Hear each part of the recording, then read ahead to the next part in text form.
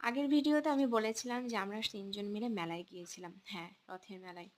তো রথের মেলাতে মিঠাইয়ের বাবা বলল, "চলো আইসক্রিম কিনে খাই।" তো আমি বললাম যে এত ভিড়ের মধ্যে দাঁড়িয়ে হাতে অনেকগুলো ব্যাগ হয়ে গেছিলো, অনেক কেনাকাটা হয়ে গেছিলো। তাই আর মেলাতে আইসক্রিম না কিনে খেয়ে রাস্তায় আইসক্রিম কিনে নিলাম আর বাড়ি চলে এলাম।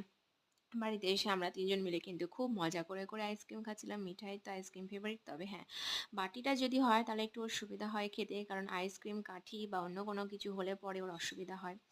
এই যে তারপরে দেখো আমরা একটু বসে পড়েছি, আইসক্রিম খাওয়া হয়ে গেল। তারপর মিঠাই বসে পড়েছে, কি কেনাকাটা হয়েছে সেই সব নিয়ে। ওর তো খুব মজা, অনেক কেনাকাটা করে ফেলেছে। একটা ব্যাট বল হয়েছে, একটা বড় পুতুল হয়েছে, তোতা হয়েছে। ও তো মানে কোনটা নেবে না তাই ভাবছে। আর আমি আমার জন্য দুটো ঝুড়িও নিয়ে নিয়েছি, রান্নার কাজে লাগবে। কাপড় মেলার ক্লিপ নিয়ে নিয়েছি। এগুলো তো সব টুকিটাকি। মেলা মানেই তো মানে কি বলবো, শুধু মনে হয় যে কি কিনবো আর কি কিনবো না, মানে এতই ভালো লাগে মেলায় ঘুরতে। আর সবথেকে বেশি প্রয়োজনীয় যেটা মানে সবসময় আমি হারিয়ে ফেলি সেটা কিনেছি। দেখো সেফটি পিন নিয়ে নিয়েছি। মিঠাইয়ের বাবাই বললো যে সেফটি পিনগুলো নিয়ে নাও, তোমার তো থাকেই না, হারিয়ে যায়।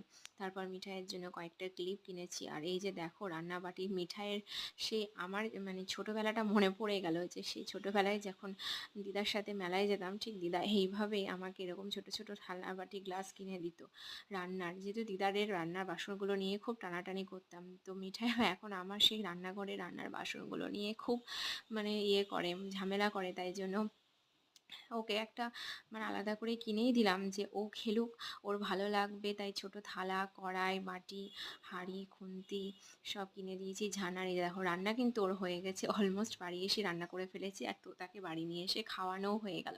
মেয়ের তো আমার সব পেয়ে খুব মজা, খুব আনন্দ হয়েছে ওর।